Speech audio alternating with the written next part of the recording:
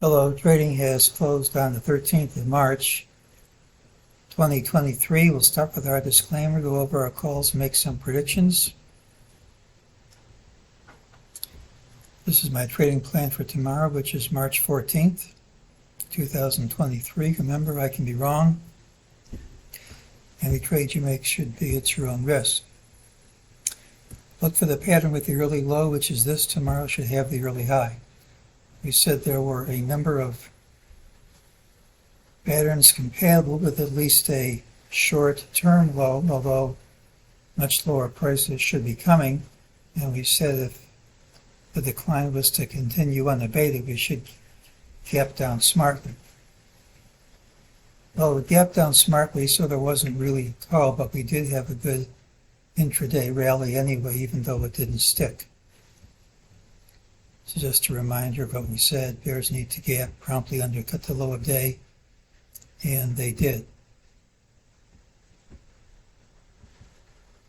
We also said that there was a requirement to return to this line, and we did that today. Would have been a clearer picture for the negative case if we held at that line, but it's not really a requirement. We have a new target, most likely by early Wednesday, 3840.89. Unless we gap up smartly, that's my call. Early on, MEJT gave a sell signal. We haven't dropped enough to satisfy it. That's how we get the target. We got another sell signal in the afternoon with an optional higher target. The higher target printed. System said it was false, wouldn't stick. And we got the lower target. For those who like Tom DeMark's work, these are his counts. Green is the TD combo, and blue is the TD sequential. These don't have to go to completion, but often they will, and we give a few days at least if they do. It's not required.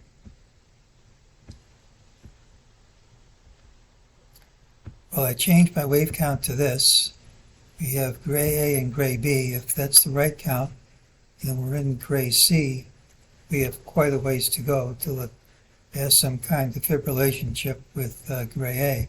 I can count ABC here with C equal to A, but everything else looks so bleak, I'm not going to risk any money on that. Other things could work too.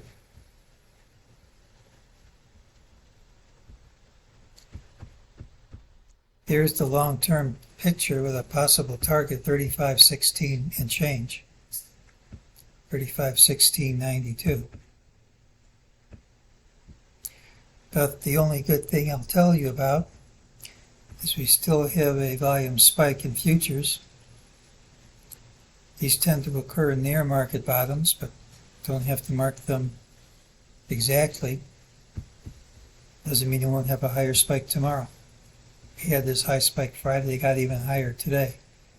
As when there's a panic sell-off, there's more anxiousness to go short futures, and that's where the volume comes from.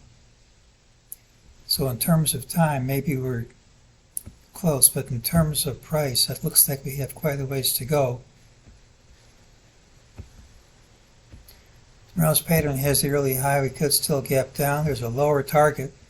Unless we gap up smartly, the rules call for it to print, most likely by early Wednesday. Now, there's a CPI report tomorrow. I can't predict what the market's going to do when these reports come out. So it's possible we do gap up. I don't have any system for predicting the response to that. But without that help, it's tough to see how the market can overcome the current downtrend and its inability to hold on to the intraday highs. I mean, we had this big drop. We rallied, couldn't take out yesterday's high, which is what counts, and then gave everything back, closed in the red under all these highs. And you can't hold on to a high like this. It's usually a sign the drop's not over. Now, time doesn't run out till early tomorrow. A gap up here, if it's a different story, then we've overcome it. I mean, tomorrow's open can substitute for today's close. But if we don't gap and overtake this high early.